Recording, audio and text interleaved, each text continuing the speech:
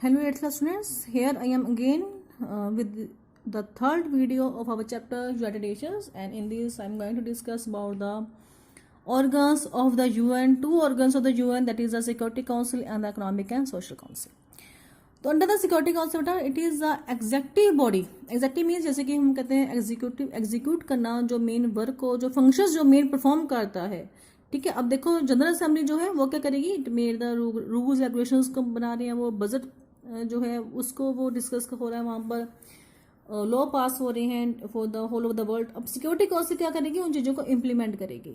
Okay, तो security council is the executive body. It is also called the powerhouse or enforcement wing of the UN. And there are 15 members in the council. तो total members कितने बटे यहाँ पर 15, out of which 5 are permanent. तो 5 members देखो जो होंगे वो परमानेंट होंगे, क्योंकि जब ये बनी थी UN, so at the time these countries were the most powerful, that is the China, France, Soviet Union जो कि रशिया है आपका, United Kingdom and the United States of America. तो these are the 5 permanent countries जो है they permanent members है ये security council के. And then there are the 10 non permanent members. ठीक है, तो नॉन परमानेंट मेंबर्स जो होंगे दे are elected by the general assembly. तो जनरल असेंबली बेटा नॉन परमानेंट मेंबर्स को इलेक्ट करेगी, and then and also they are elected for the 2 years term. तो 2 years के लिए इनके टर्म होगी, क्योंकि आफ्टर 2 years फिर से इलेक्शन होंगे, तो न्यू कंट्रीज को अपॉर्चुनिटी मिलेगी to be the member, non permanent member of the security council.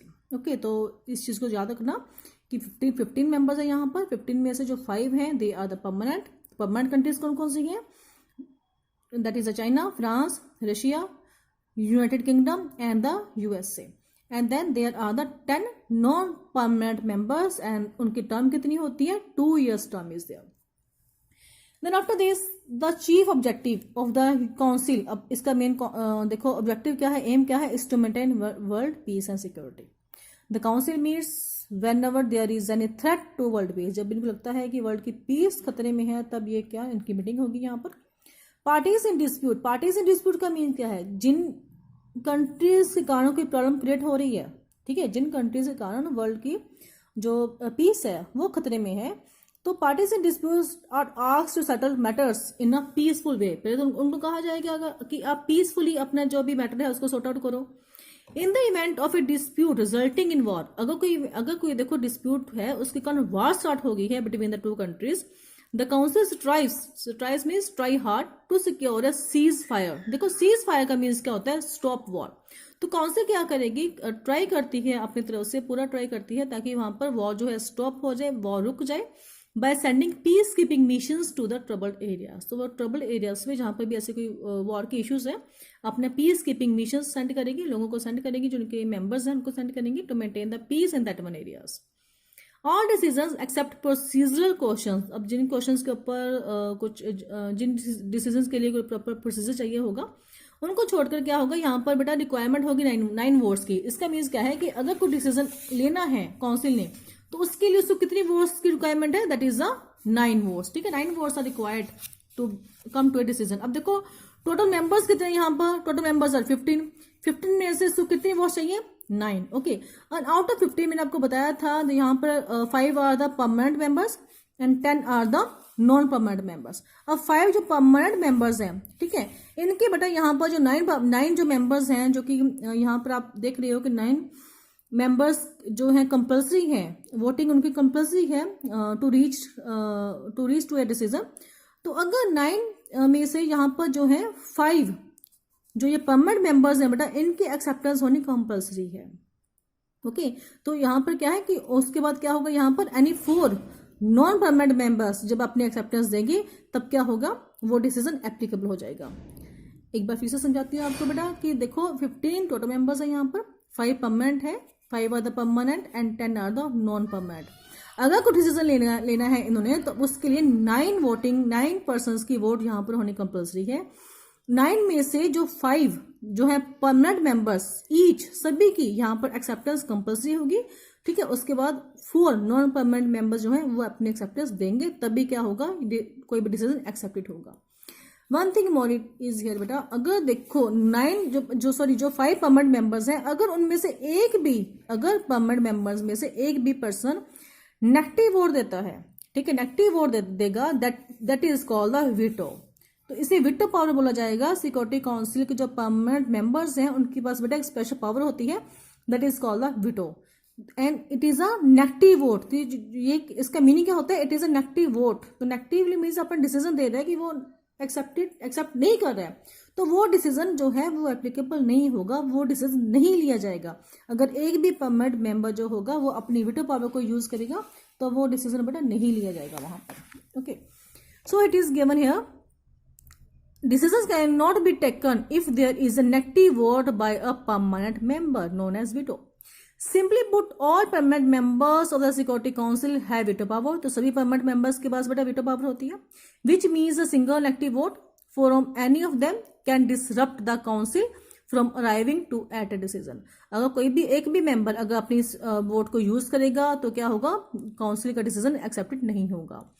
Also in situations when a permanent member does not fully agree, देखो वो fully agree नहीं है with the proposed resolution but wishes not to cast a veto। अब देखो agree भी नहीं है, कोई permanent member है वो agree भी नहीं है, ठीक है, not agree and also no to pass the veto power, veto को भी वो यूज नहीं करना चाहता है, तो वो क्या करेगा, it may choose to abstain। abstain का मीन्स क्या होता है, formally decline to vote, तो वोट ही नहीं करेगा, वो वोटिंग से ही पीछे हो गया है, ठीक है, वोट ही नहीं करेगा। thus allowing the resolution to be adopted if it obtains the required number of 9 favorable votes। अब देखो इस पैराग्राफ का मीन्स क्या होगा कि अगर कोई परमानेंट मेंबर है, ना तो वो एग्री कर रहे हैं, ठीक है, ना ही वो वीटो करना चाहता है, मीन्स वो ना तो फेवर में है ना ही वो अगेंस्ट में है, इट इज न्यूट्रल, तो वो क्या करेगा, वो वोटिंग करेगा ही नहीं, वो वोटिंग से अपने आप को बाहर कर लेगा। तो उस टाइम पर भी बेटा 9 वोटिंग की ही रिक्वायरमेंट होगी। अब यहाँ पे क्या होगा, जो 4 परमानेंट मेंबर्स हैं वो वोट करेंगे, प्लस में 5 नॉन परमानेंट मेंबर्स की रिक्वायरमेंट होगी to come to a decision. Okay, and after this बेटा सिक्योरिटी काउंसिल का जो हेडक्वार्टर है it is at the New York. Functions क्या है सिक्योरिटी काउंसिल की, first of all maintain international peace and security through peaceful settlements and dialogues, ताकि peacefully, पहले तो देखो पीसफुली वे अपना यूज करेंगे, डायलॉग्स मीन्स बातचीत से, 2 कंट्रीज हैं, ग्रुप ऑफ कंट्रीज हैं, उनके बीच में मैटर को सॉर्ट आउट करेंगे। Establish international economic sanctions on Nations engaged in violence. अब जो नेशंस वायलेंस में एंगेज्ड हैं, ठीक है, उनके ऊपर economic sanctions means financial penalties लगाना, कि उनको बोला जाएगा कि भाई आपके ऊपर इतना फाइन लगा है किसी पर्टिकुलर कंट्री के ऊपर कि आपने वायलेंस क्रिएट की है किसी दूसरी कंट्री के अंगेंस्ट, तो आपको इतनी पेनल्टी देनी पड़ेगी। Third thing, authorize military action. Yes बेटा, जो सिक्योरिटी काउंसिल है वो मिलिट्री एक्शन भी ले सकती है अंगेज द अग्रेसर। अग्रेसर का मीन्स क्या होता है, a country that attacks another first. जिस कंट्री ने फर्स्ट अटैक किया है दूसरी कंट्री के ऊपर, तो जो फर्स्ट कंट्री ने अटैक किया है उसके अंगेंस्ट वो मिलिट्री एक्शन ले सकती है security council. Military action means क्या होगा, वो अपनी सिक्योरिटी काउंसिल देखो अपनी मिलिट्री को सेंड करेगी।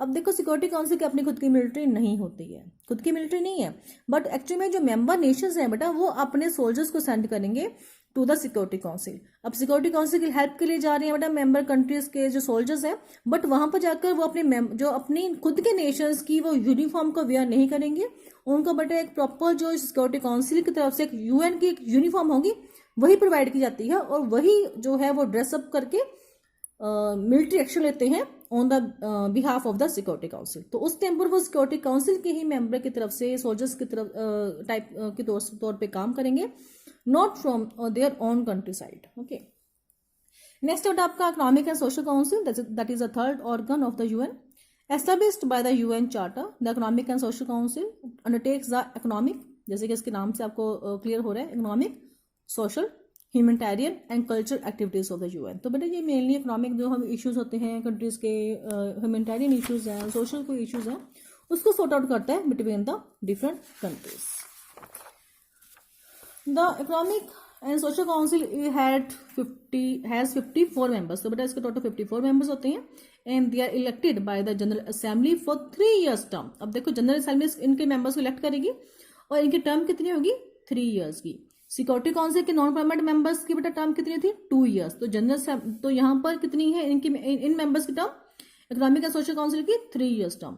ए majority vote is required for taking decision. तो यहाँ पे बेटा वोटिंग रिक्वायरमेंट होगी, मेजोरिटी में वोट होगी, then they come to the decision.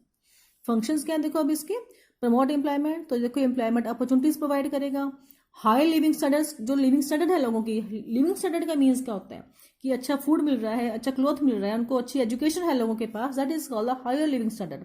उसको मेंटेन करना, and then can improve economic and social progress, economic and social, जो इकोनॉमिक है जो एंड सोसाइटी है उसको इम्प्रूव करना in under developed and developing nations. तो स्टूडेंट्स यहाँ पर देखो तीन तरह के नेशन होते हैं, एक होता है डेवलप्ड जो ऑलरेडी डेवलप हो चुके हैं, लाइक हम कह सकते हैं यूएसए है, आपका ब्रिटेन है, that is a developed nation. उसके बाद आता है डेवलपिंग, डेवलपिंग में जिनमें प्रोग्रेस चल रही है, अभी डेवलप हो रही है वो स्लोली, लाइक इंडिया, ठीक है, तो this is a developing nation. उसके बाद आता है आपका अंडर डेवलप्ड। अंडर डेवलप्ड का मीन्स क्या होता है, जो अभी कंट्रीज में प्रोग्रेस इतना स्टार्ट नहीं हुआ है। तो बेटा साउथ अफ्रीका के काफी नेशंस हैं जो कि अंडर डेवलप्ड की कैटेगरी में आएंगे आपके। सो ऐसे नेशंस में जो अंडर डेवलप्ड एंड डेवलपिंग है, वहां पर एम्प्लॉयमेंट को जनरेट करना, higher standard of living conditions को इंप्रूव करना, वहां पर प्रमोट इकोनॉमिक ग्रोथ और developing countries, support human rights and nurture world cooperation to fight poverty and under developed, to fight poverty and under developed, okay, under development sorry. तो human rights को promote करना, support करना, human जो rights हैं उसको support करना, और उसके बाद क्या है नर्चर, नर्च का मीन यहाँ पर क्या होता है बेटा एनकरेज, तो एनकरेज करना वर्ल्ड के कॉर्पोरेशन को, पूरा वर्ल्ड जो है कोऑपरेट करे to fight poverty, poverty means गरीबी को दूर करने के लिए और अंडर डेवलपमेंट को दूर करने के लिए, ताकि डेवलपमेंट हो सके।